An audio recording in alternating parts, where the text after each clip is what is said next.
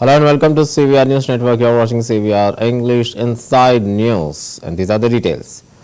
During his interaction with South Indian community in Delhi, External Affairs Minister Dr. S. Jaishankar expressed his disappointment over the state of the affairs in the national capital. He shared that whatever and whenever he visits foreign countries, he feels ashamed to admit that the people living in Delhi do not have the access to basic amenities like housing, cylinders, piped water under the Jal Jeevan mission or the benefits of Ayushman Bharat. Jaishankar further emphasized that it is unfortunate that in the last 10 years, Delhi has been neglected, with residents not receiving their rightful access to essential services, such as water, electricity, gas cylinders and healthcare. Dr. Jaishankar urged the public to consider the changing government if these basic rights are not being provided, especially as the elections on February 5th is approaching. जैसे मैंने कहा, हम vaccine दुनिया को भेजते हैं, या जब हम फोन के माध्यम से कैशलेस पेमेंट करते हैं, तो ये सब चीजें जो हैं दुनिया की नजर में है आज। और एक बहुत बड़ी चीज है, जब भी मैं बाहर जाता हूँ, देश के बाहर जाता हूँ, तो बाकी सरकारें, बाकी नेता जो हैं, हर बार मेरे से पूछते हैं कि ये मुझे समझाइए, आपके यहाँ बहुत बड़ी चीजें हो रही हैं। हम जानते हैं कि लोगों को फ्री राशन मिलता है, लोगों को घर मिलता है, लोगों को बिजली मिलती है, लोगों को पानी मिलता है, लोगों को गैस सिलेंडर मिलता है, और एक बड़ी माने संख्या इतनी बड़ी है कि अगर आप देखें जितने लोगों को घर मिलता है पूरी जापान के आबादी से ज्यादा है, जितने लोगों को सिलेंडर मिलता है जर्मनी की आबादी से ज्यादा है। तो ये मैं बहुत गर्व के साथ दुनिया के सामने रखता हूं, पर मैं दुनिया से एक चीज में छिपाता हूं और ये मुझे छिपाना पड़ता है। मुझे देश के बाहर जाकर शर्म आती कहने में कि भारत के राजधानी में घर नहीं मिलता, भारत के राजधानी में गैस सिलेंडर नहीं मिलता, भारत के राजधानी में जल जीवन मिशन पाइप पानी नहीं मिलता, भारत के राजधानी में आयुष्मान भारत का फायदा नहीं है।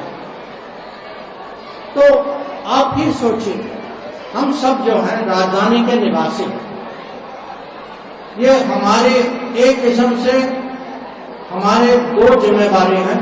हम भारत के निवासी, भारत के नागरिक, और राजधानी जो है, राजधानी पूरी दुनिया के लिए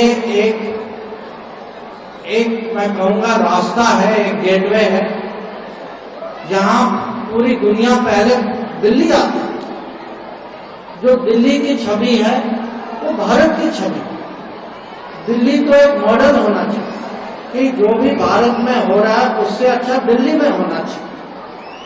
पर यह दुर्भाग्य का विषय है कि पिछले 10 साल में कहीं दिल्ली पीछे रह गया, और ये नहीं है कि दिल्ली पीछे रह गया, इसका मतलब है कि आप जो हैं दिल्ली के निवासी, आप लोगों को अपना हक नहीं मिलता। पानी, बिजली, घर, गैस सिलेंडर, हेल्थ ट्रीटमेंट, स्वास्थ्य, मेडिकल, ये आपका हक है। अगर यहाँ की सरकार आपको अपना हक नहीं दे रही तो 5 तारीख को आप भी एक बार सोच लें कि ये सरकार बदलना चाहिए या जब जैसे मैंने कहा, हम वैक्सीन दुनिया को भेजते हैं, या जब हम फोन के माध्यम। BJP MP Manoj Tiwari addressed a concern raised by one of his friends about the possibility of no income tax up to an income of rupees 12 lakh. Tiwari responded by saying that such practices were once possible through illegal means. He emphasized that in the past, while it was possible to allocate 8% of the budget for welfare schemes, some individuals who were in positions of power, such as chief ministers, indulged in corruption. Tiwari pointed out that these corruption actions ultimately led to legal consequences, with some facing imprisonment and ruining their futures. कहा कि भाई ये कैसे हो सकता है। हमने कहा भाई कागजों में तो ये कल भी होता था, घुमा फिरा के होता था, हम सभी जानते हैं कि बजट का 8% हम वेलफेयर स्कीम में भी दे सकते हैं, लेकिन दूसरी सरकारों ने इसी में तो भ्रष्टाचार किया। यही वो जगह थी जहां जनता को देने की बजाय, लोगों को सुविधाएं देने की बजाय लोगों ने करप्शन किए और मुख्यमंत्री रहते हुए जेल भी जाना पड़ा और फ्यूचर भी समाप्त हो गया और आगे आने वाली पीढ़ियां उनके ऊपर जब भी उनको याद आएगी तो उनके ऊपर वो सारे वस्तुएं डालेंगी जिनको आमतौर से किसी के नाम पे डालना अच्छा नहीं माना जाता है। एक हमसे किसी साथी ने कहा कि अरे भाई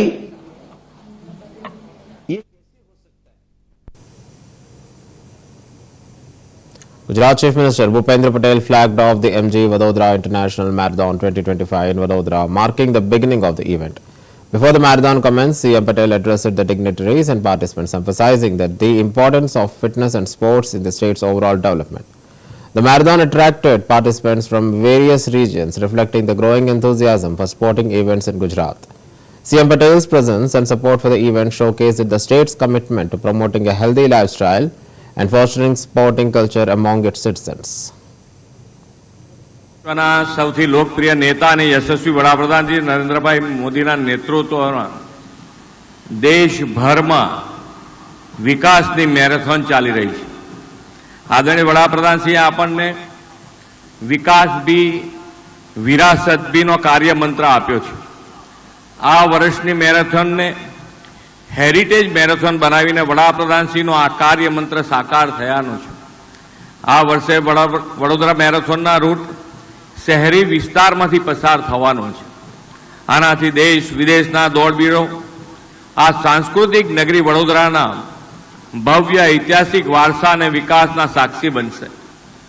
વડોદરા મેરેથોનની આ 12મી માઇલસ્ટોન આવૃત્તિમાં 1.20 લાખથી વધુ લોકોએ રજીસ્ટ્રેશન કરાવ્યું, એક મોટી સિદ્ધિ છે. વડાપ્રધાનશ્રીએ શરૂ કરાવેલી ફિટ ઇન્ડિયા મુવમેન્ટને યુવાનોએ ઉત્સાહભેર વધાવી છે. ફિટ ઇન્ડિયા મુવમેન્ટ દ્વારા આજે દેશ ફિટનેસ અને સ્વાસ્થ્ય જીવનશૈલી પ્રત્યે જાગૃત થઈ રહ્યો છે. વિશ્વના સૌથી લોકપ્રિય નેતા અને યશસ્વી વડાપ્રધાનજી નરેન્દ્રભાઈ મોદીના નેતૃત્વમાં Union Minister Chirag Paswan criticized the current state of affairs in Delhi, highlighting the stark contrast between the country's overall development and the situation in the national capital. He praised Prime Minister Modi's leadership for propelling the nation to new heights of development, but pointed out the visible piles of garbage in Delhi as a sign of poor governance. Paswan called for the election of the new government in Delhi, emphasizing the need for a double-engine government, referring to Bharatiya Janata Party to ensure the better governance and development in the city. हम लोग जरूर करें.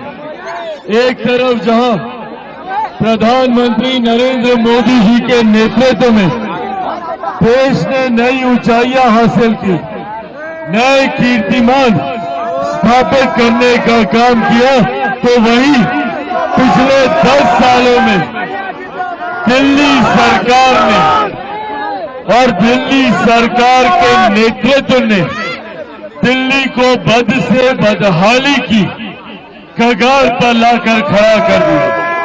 एक तरफ जहां अंतर्राष्ट्रीय मंच पर देश का मान सम्मान गौरव पद प्रतिष्ठा बढ़ रही है, तो वहीं दूसरी तरफ बनिस्बत दूसरे राज्यों के पिछले 10-12 सालों में दिल्ली बर्बादी की कगार पर पहुंच गई.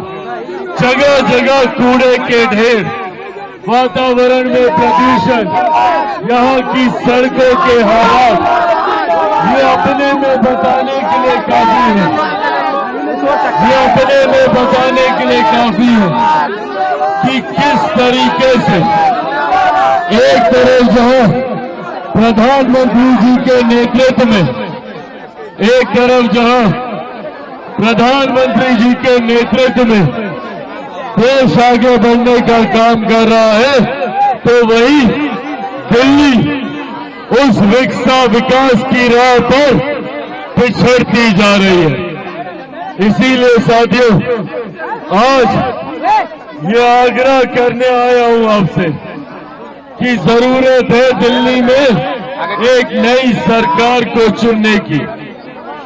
जरूरत है दिल्ली में प्रधानमंत्री नरेंद्र मोदी जी की सोच वाली डबल इंजन की सरकार बनने की।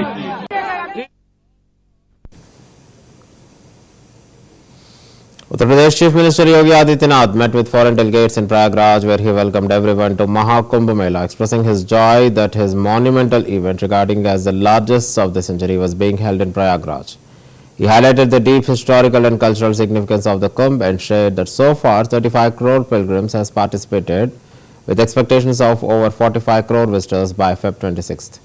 Adityanath emphasized that the divine status of the Ganga river, recognizing its vital role in India's spiritual tourism.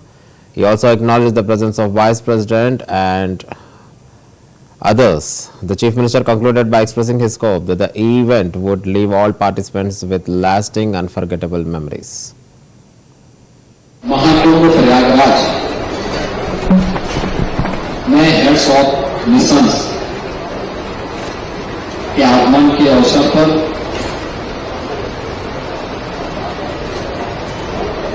मंच पर मेरे साथ उपस्थित केंद्रीय विदेश राज्य मंत्री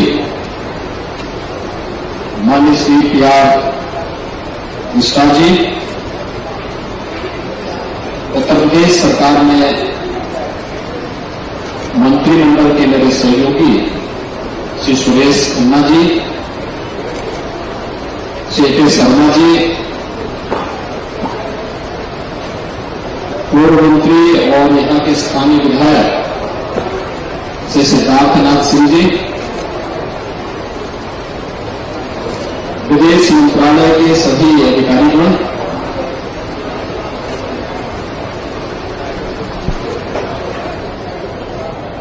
और दुनिया के तमाम देशों से आए हुए सभी माननीय राजदूत, राजनयिक और अन्य के राजदूतावास के अधिकारीगण, फैमिली मेंबर्स, मैं आप सबका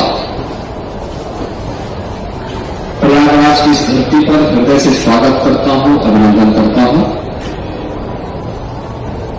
ये मेरे लिए अत्यंत प्रसन्नता का क्षण है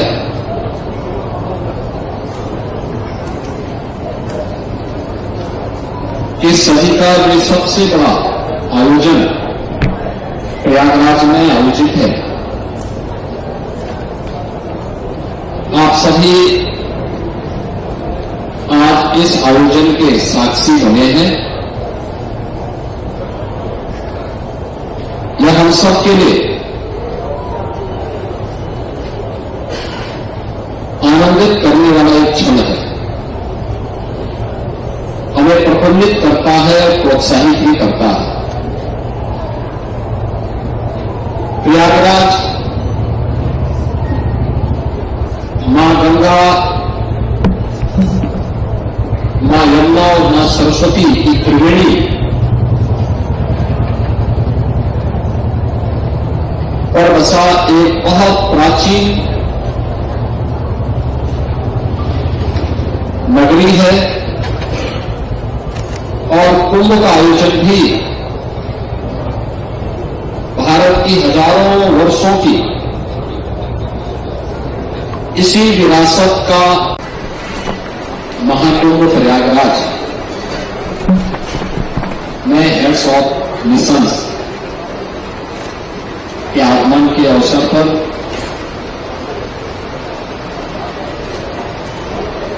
मंच पर मेरे साथ उपस्थित केंद्रीय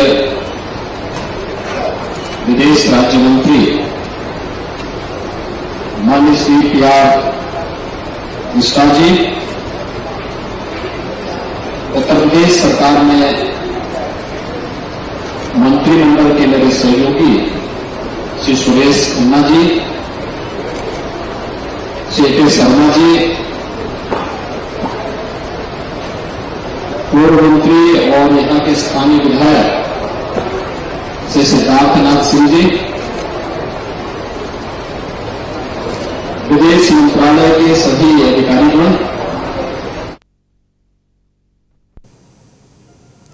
Addressing an election rally in Vikaspuri Assembly constituency, Haryana Chief Minister Naib Singh Saini made a sharp remark about Delhi CM Kejriwal, stating that "Jhoot ka dukaan band hone wali hai," which means the shop of lies is about to close. He recounted an instance where he took a bottle of Yamuna water from the same spot where he drank from just a few days ago, as well as another bottle from the location where Kejriwal had promised to clean the Yamuna. Saini pointed out that the water from Haryana was clean, while the water from Delhi, despite Kejriwal's claims, remained polluted. He accused Kejriwal of misleading the public while securing votes through false promises. मैं देख रहा हूं यह झूठ की दुकान बंद होने वाली है। फिर कहने लगा मैंने 4 बोतलें भरी हैं पानी की, चीफ इलेक्शन कमीशन पे गया, मैं उस स्थान से पानी लेकर के आया जहां मैं पी करके गया था, मैं वहां चला गया, वहां से 1 बोतल में पानी लेकर के आया और जिस स्थान के ऊपर केजरीवाल ने खड़ा होकर के कहा था कि मैं इस यमुना को साफ करूंगा, मैंने उस स्थान से भी दूसरी बोतल में पानी भरा।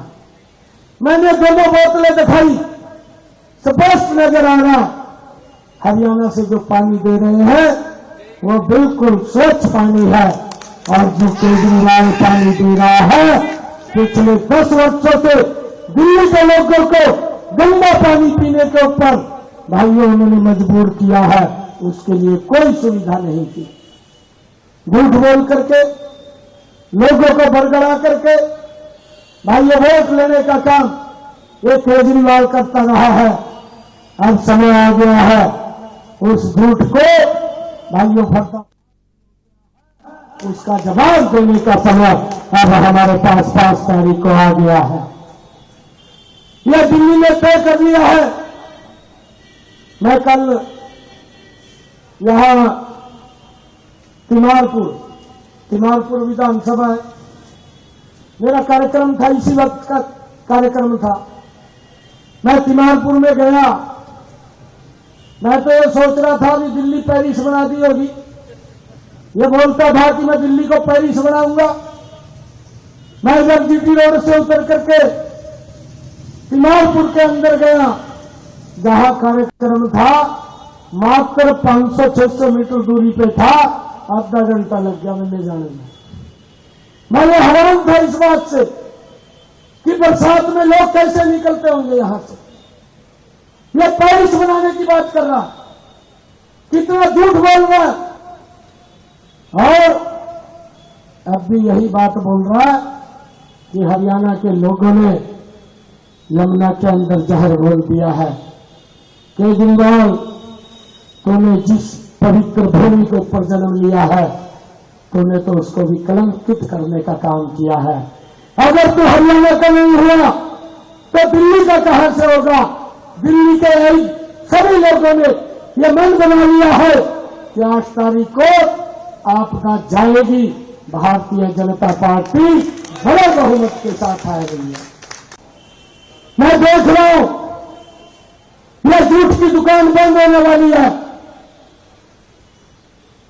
फिर कहने लगा मैंने 4 बोतलें भरी हैं पानी की, चीफ इलेक्शन कमीशन पे गया, मैं उस स्थान से पानी लेकर के आया जहां मैं पी करके गया था, मैं वहां चला गया, वहां से 1 बोतल में पानी लेकर के आया और जिस स्थान के ऊपर केजरीवाल ने खड़ा होकर के कहा था कि मैं इस यमुना को साफ करूंगा, मैंने उस स्थान से भी दूसरी बोतल में पानी भरा। मैंने दोनों बोतलें दिखाई, स्पष्ट नजर आ रहा हरियाणा से जो पानी दे रहे हैं वो बिल्कुल स्वच्छ पानी है, और जो केजरीवाल पानी दे रहा है पिछले 10 वर्षों से दिल्ली के लोगों को गंदा पानी पीने के ऊपर भाइयों उन्होंने मजबूर किया है, उसके लिए कोई सुविधा नहीं की। झूठ बोल करके लोगों को बरगड़ा करके भाइयों वोट लेने का काम ये केजरीवाल करता रहा है।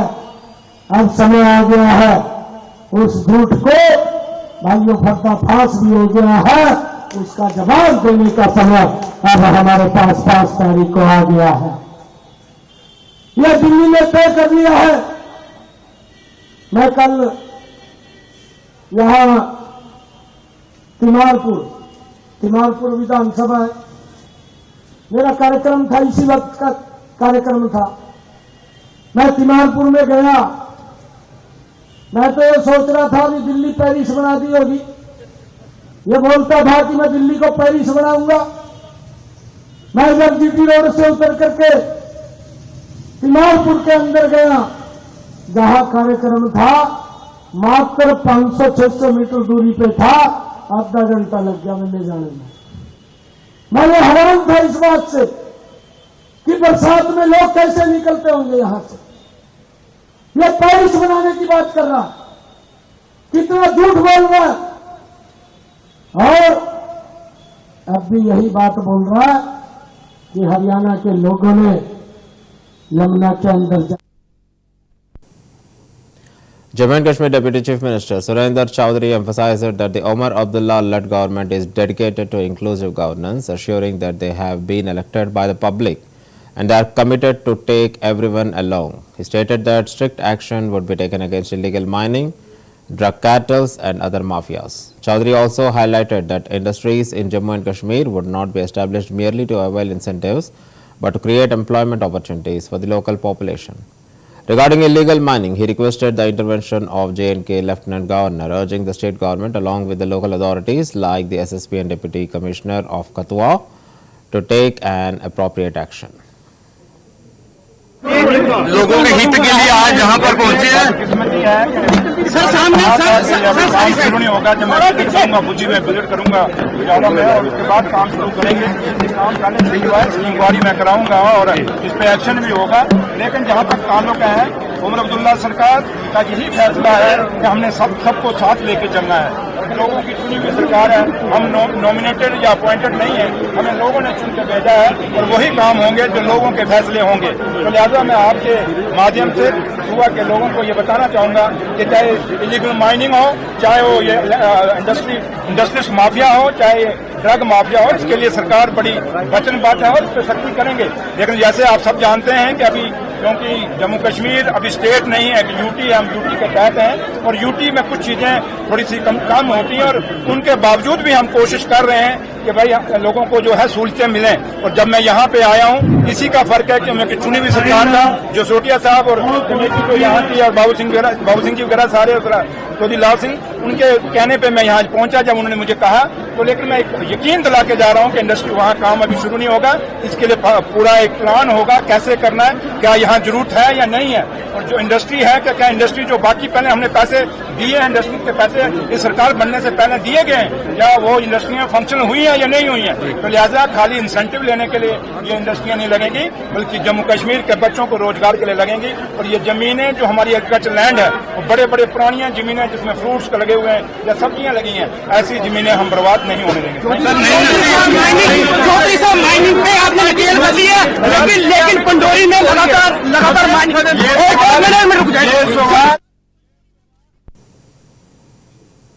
During his visit to Japan, Madhya Pradesh Chief Minister Mohan Yadav praised Prime Minister Narendra Modi's efforts to strengthen ties between India and Japan, recalling how Modi in his tenure as CM made visits to Japan significantly to improve trade relations. Yadav highlighted that after a 4-day tour of cities like Tokyo and Osaka, many Japanese companies are now collaborating with Madhya Pradesh and have promised to make larger investments. CM also mentioned key areas of collaboration including metro rail projects and smart city developments, which are being pursued with Japanese companies. Yadav expressed his satisfaction that multinational corporations from Japan are eager to expand their businesses and investments in Madhya Pradesh, signaling a positive future for the state's economic growth. आज एक और बड़ा कारण है, मैं Japan से यहीं दिल्ली में उतरा हूं और जापान स्वाभाविक रूप से हमारे देश के परिप्रेक्ष्य में एक बड़ी अर्थव्यवस्था है, जो तीसरे नंबर की अर्थव्यवस्था वर्तमान में है। चौथे नंबर पर जर्मनी और इंग्लैंड हम पहले होकर के आए थे, इंग्लैंड को हमने बीट किया है, 5वें नंबर पे भारत आया है।